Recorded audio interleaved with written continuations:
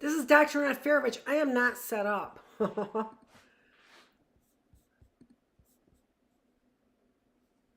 And I'm not sure.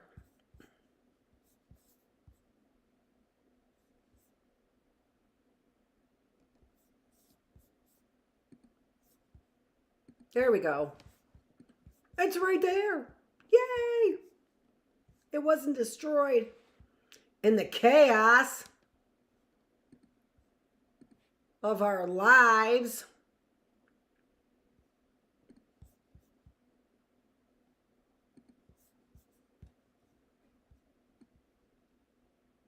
I actually might have the book, except for I didn't go outside and look.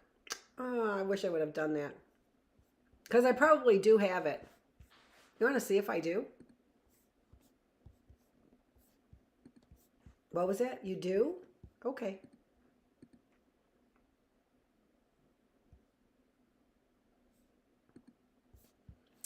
So here are a couple things I did order for myself that, that I wanted. So I can't believe didn't get a copy of this book. I don't know why I didn't get a copy of it, but there it is. And I got it from a library. I just feel like it's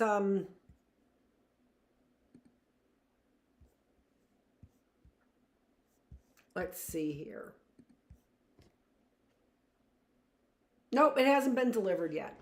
And that's usually correct. They're waiting for me to fall apart. Bastards.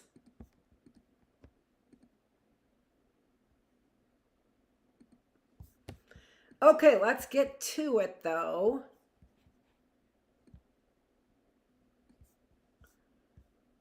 And get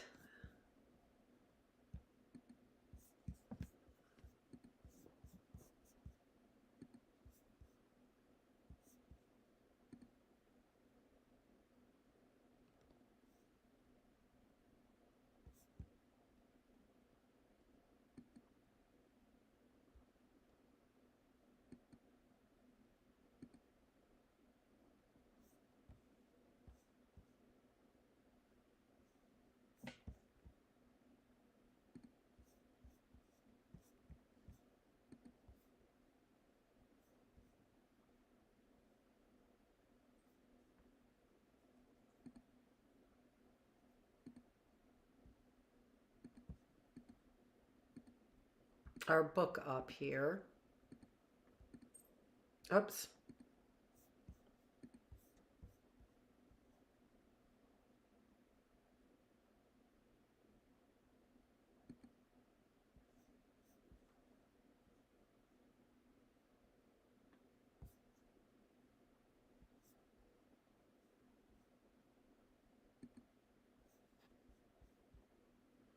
Okay, so what book are we on? We're on day 4, so we're on book 4. Back to the Road.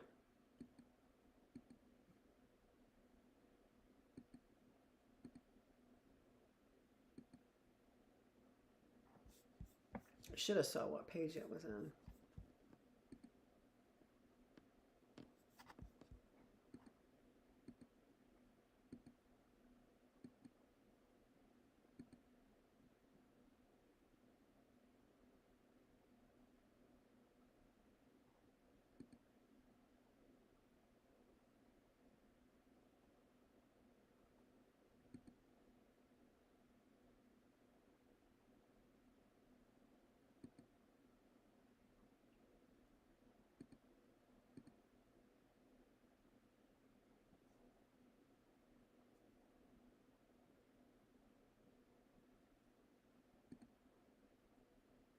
What is, I don't look, it doesn't look like I have a book.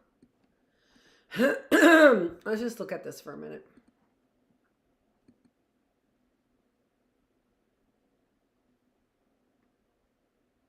All right, page 74.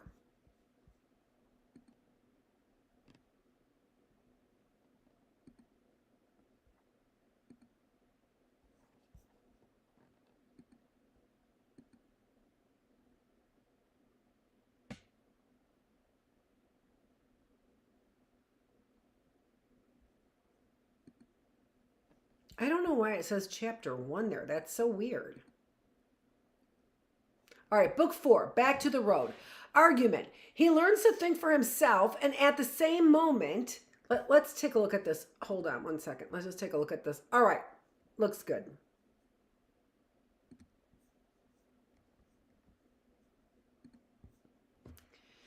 Argument. He learns to think for himself, and at the same moment, the desire revisits him. He sees that the doctrine of the wish fulfillment dream does not prove all the things it seemed to prove, but with the discovery comes another, that Christianity cannot be a wish fulfillment dream. Whose wishes does it fulfill? Certainly not his, for the notion that the religion of his childhood might after all be true is still his chief, though repressed, terror. Acutely uneasy, he abandons speculative thought in a panic.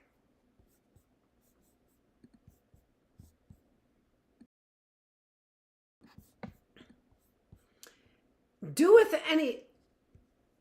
any man doubt that if there were taken out of men's minds vain opinions, flattering hopes, false valuations, imaginations as one would, and the like, but it would leave the minds of a number of men poor shrunken things, full of melancholy and indisposition, and unpleasing to themselves.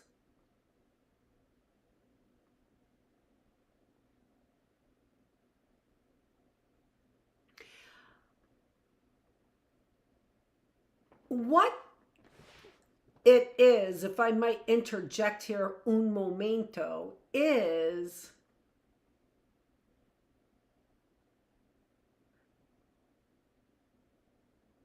are you talking about war? That's my issue. Are you talking about war manipulation? Is that what deflates you?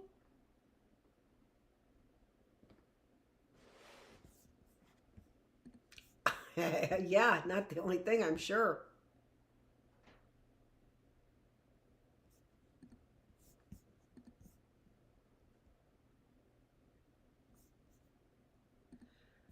Chapter 1.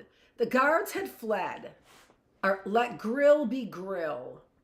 The guards had fled. Reason dismounted from her horse and wiped her sword clean on the moss of the foothills, which had been the giant's knees. Then she turned to the door of the pit and struck it so that it broke, and she could look into the darkness of the pit and smell the filth.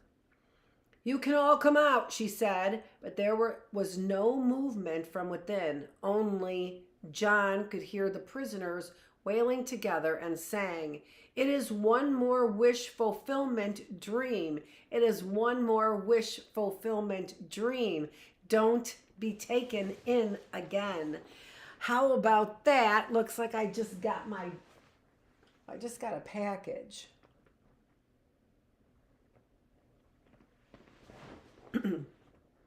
Actually, I don't think it's my package. It doesn't look like a book, so I don't think it's my package. And I've got, what else did I order? Hold on one second. Yeah, that wouldn't be coming either. So, it did say December.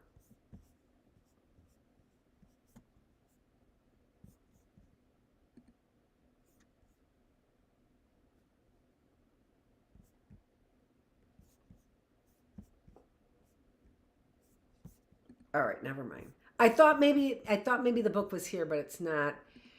She put a package there on my whatever, and I don't think it's my package. So it doesn't matter. To anyone at all.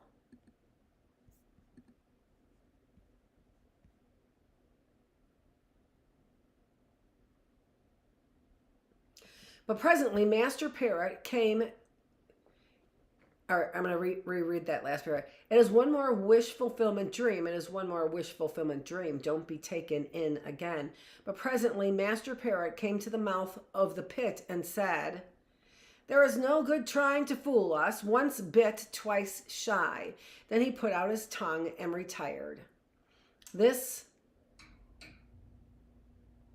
Ooh, psittacosis is a very obstinate disorder, said Reason, and she turned to mount the black horse. May I come with you, lady? Said John. You may come until you are tired, said Reason. Chapter 2, Archetype and Ectype.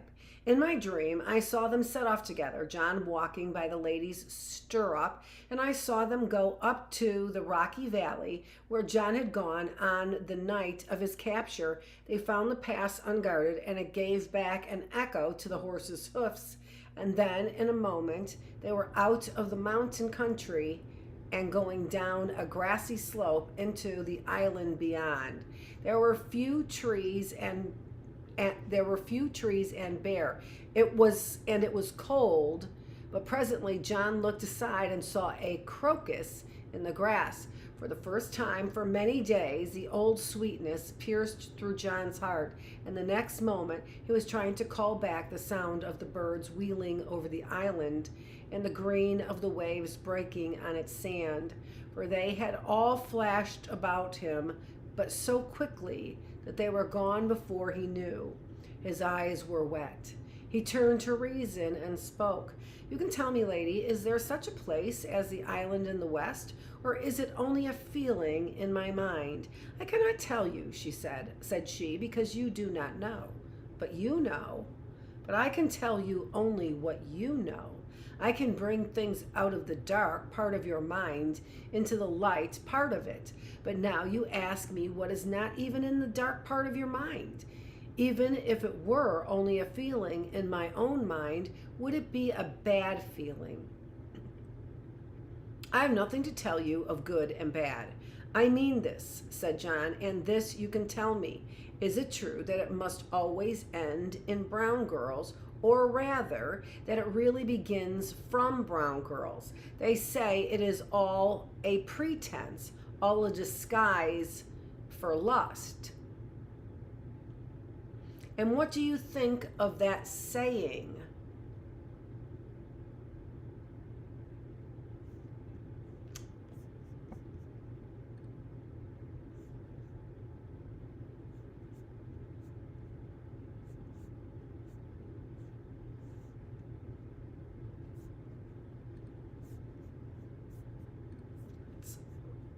I forgot to make this bigger.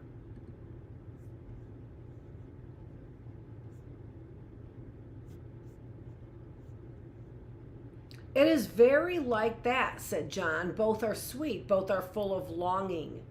The one runs into the other. They are very alike. Indeed they are, said the lady. But do you not remember my third riddle about the copy and the original? I could not understand it. Well, now you shall. The people in the country we have just left have seen that your love for the island is very like your love for the brown girls. Therefore, they say that one is a copy of the other. They would also say that you have followed me because I am like your mother, and that your trust in me is a copy of your love for your mother. And then they would say again that your love for your mother is a copy of your love for the brown girls, and so they would come full circle. And what should I answer to them? You would say perhaps one is a copy of the other, but which is the copy of which? I never thought of that. You are not yet of the age to have thought much, said Reason, but you must see that if two things are alike, then it is a further question whether the first is copied from the second, or the second from the first, or both from a third. What would the third be? Some have thought that all these loves were copied of our love for the landlord, but surely they have considered that and rejected it. Their sciences have disproved it. They could not have, for their sciences are not concerned at all with the general relations of this country to anything that may lie east of it or west of it. They indeed will tell you that their researches have proved that if two things are similar, the fair one is always the copy of the foul one. but their only reason to say so is that they have already decided that the fairest things of all, that is the landlord, and if you like, the mountains and the island are a mere copy of this country. They pretend that their researches lead to that doctrine, but in fact they assume that doctrine first and interpret their researches by it. But they have reason for assuming it. They have none, for they have ceased to listen to the only people who can tell them anything about it. Who are they? They are younger sisters of mine, and their names are philosophy and theology. Sisters, who is your father? You will know sooner than you wish. And now the evening was falling, and they were near a little farm, so they turned in there and asked a night's lodging of the farmer, which was readily given them. Chapter 3. Essay is percipi. Next morning they continued their journey together. In my dream I saw them go through a country of little hills where the road was always winding to conform to the lie of the valley, and John walked at the lady's stirrup, the fetter of his hand and broken at the moment when she killed the giant, but the handcuffs were still on his wrists. One half of the broken chain hung down from each hand. There was a greater mildness in the air this day, and the buds were fully formed in the hedges. I've been thinking, lady, said John, of what you said yesterday, and I think I understand that though the island is very like the place where I first met the brown girl, yet she might be the shadow and the island the reality. But there is one thing that troubles me. What is that? Said Reason. I cannot forget what I have seen in the giant's prison. If we are really like that inside, whatever we imagine must be abominable, however innocent it looks. It may be true in general that the foul thing is not always the original and the fair thing not always the copy. But when we have to do with human imaginations, with things that come out of us, surely then the giant is right. There at least, surely then the giant is right. There at least it is much more likely that whatever seems good is only a veil for the bad, only a part of our skin that has so far escaped the giant's eyes and not yet become transparent. This is interesting to me as a reality. Like a reality of your insides, like how foul your insides must be, right? That before long, your outside's going to be transparent and they're going to see, he's going to see your insides, but those aren't the insides he's interested in, right? There are two things to be said about that, replied the lady, and the first is this. Who told you that the island was an imagination of yours? Well, you would not assure me that it was anything real, nor that it was not. But I must think it is one or the other. But my father's soul, you must not, until you have some evidence. But my father's soul, you must not, until you have some evidence. Can you not remain in doubt?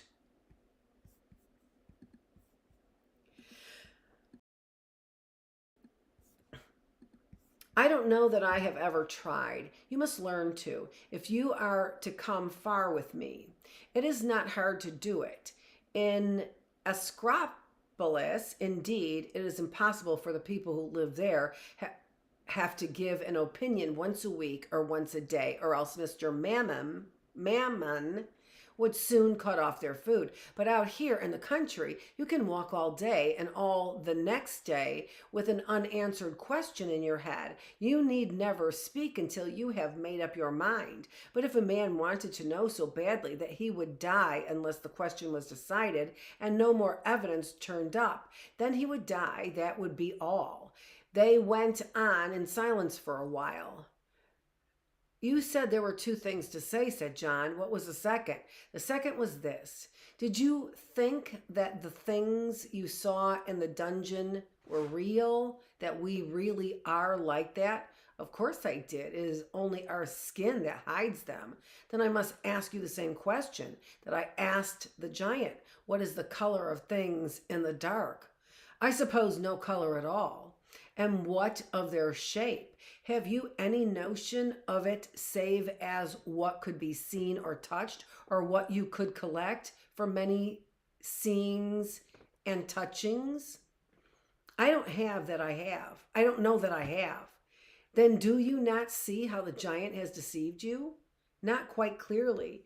He showed you by a trick what our inwards would look like if they were visible. That is, he showed you something that is not, but something that would be if the world were made all other than it is.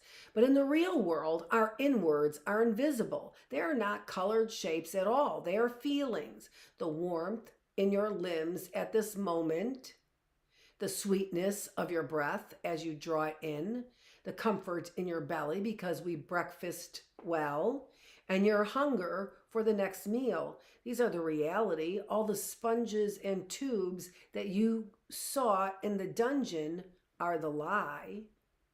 But if I cut a man open, I should see them in him. Did a man cut open is so far not a man, and if you did not sew him up speedily, you would be seeing not organs but death. I am not denying that death is ugly, but the giant made you believe that life is ugly. I cannot forget the man with the cancer. What you saw was unreality. The ugly lump was the giant's trick. The reality was pain, which has no color or shape. Is that much better? That depends on the man. I think I begin to see. Is it surprising that things should look strange if you see them as they are not? If you take an organ out of a man's body or a longing out of the dark part of a man's mind, and give to the one the shape and color, and to the other the self-consciousness, which they never have in reality, would you expect them to be other than monstrous? Is there then no truth at all in what I saw under the giant's eyes? Such pictures are useful to physicians. Then I really am clean, said John. I am not like those. Reason smiled. There too, she said, there is truth mixed up with the giant's conjuring tricks. It will do you no harm to remember from time to time the ugly sights inside. You come of a race that cannot afford to be proud. As she spoke, John looked up in doubt of her meaning, and for the first time since he came into her company, he felt afraid, but the impression lasted only for a moment. Look, said John, here is a little inn. Is it not time that we rested and ate something? Chapter 4, Escape. In the warmth of the afternoon, they went on again, and it came into John's mind to ask the lady the meaning of her second riddle. It has two meanings, she said, and in the first, the bridge signifies reasoning. The spirit of the age wishes to allow argument and not to allow argument. How is that? You heard what they said. If one argues with them, they say that he is rationalizing his own desires and therefore need not be answered. But if anyone listens to them, they will then argue themselves to show that their own doctrines are true. I see, and what is the cure for this? You must ask them whether any reasoning is valid or not. If they say no, then their own doctrines being reached by reasoning fall to the ground. If they say yes, then they will have to examine your arguments and refute them on their merits. For if some reasoning is valid, for all they know, your bit of reasoning may be one of the valid bits. I see, John said, but what was the second interpretation? In the second, said Reason, the bridge signifies the giant's own favorite doctrine of the wish fulfillment dream. For this also he wishes to use and not use. I don't see how he wishes not to use it. Does he not keep on telling people that the landlord is a wish fulfillment dream? Yes, surely that is true, the only true thing he did say. Now think, is it really true that the giant and Sigismund, and the people in Ascropolis and Mr. Halfways are going about filled with a longing that there should be a landlord and cards of rules and a mountain land beyond the brook with a possibility of a black hole. Then John stood still on the road to think, and first he gave a shake of his shoulders, and then he put his hands to his sides, and then he began to laugh till he was almost shaken to pieces. And when he had nearly finished, the vastness and impudence and simplicity of the fraud which had been practiced came over him all again, and he laughed harder. And just when he had nearly recovered and was beginning to get his breath again, suddenly he had a picture in his mind of Victoriana and Glugley and Gus Halfways, and how they would look if a rumor reached them that there was a landlord and he was coming to Ascropolis. This was too much for him, and he laughed so hard that the broken chains of the spirit of age fell off his wrists altogether. But all the reason sat and watched him. All the while, reason sat and watched him.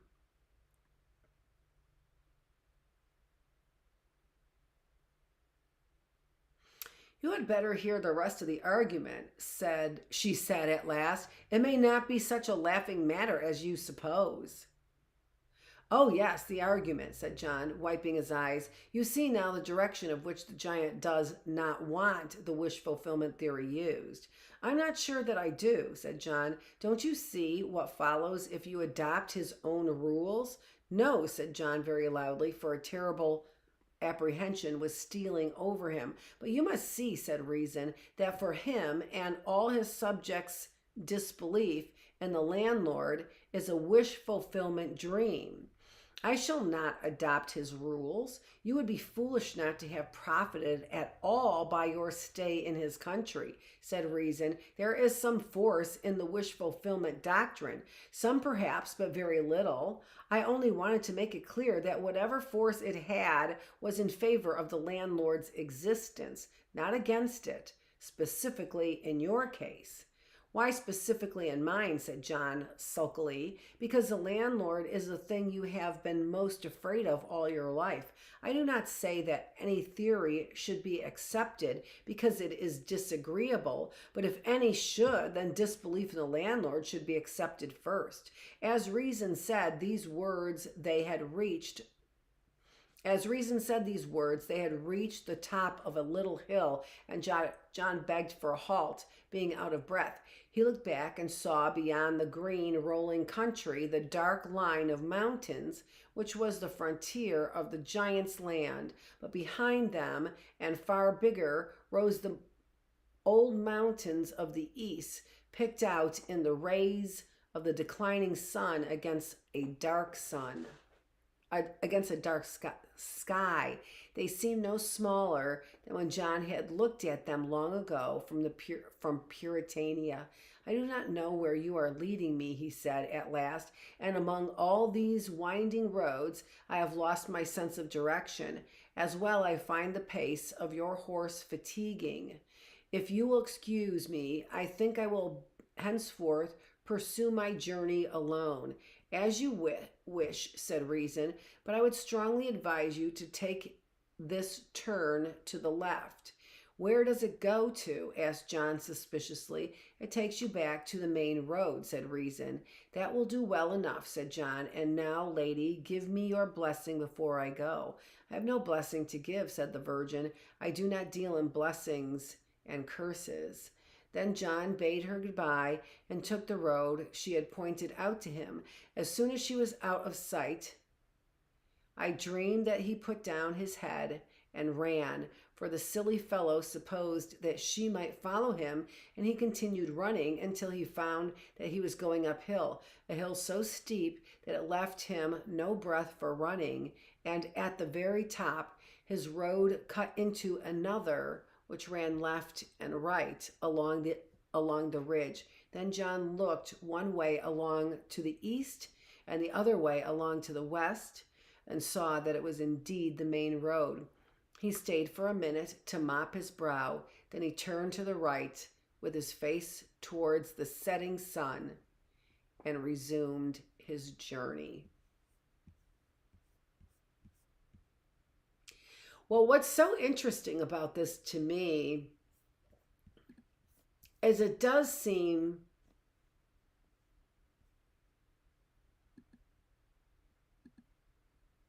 I'll leave that up there. It does seem to me like they're talking about the Apostle John. And that, again, the Apostle John was the one who had everlasting life. But that he could come back as different in different forms because they have been trying to kill him. And I'll leave it right there. This is Dr. Annette Feravich. We are reading the Pilgrim's Regress. We are going to be starting book number 5, The Grand Canyon. It is December 2nd. Thanks so much for joining me here in the classroom. And we are on day 279. Are we going to make it through 2 infinities? You mean infinity has a limit? That's interesting. All right, so thanks so much for joining me here in the classroom where we are always working to make your mind, your body, and your spirit healthier, even if all we're doing is reading to you. Thanks for joining me.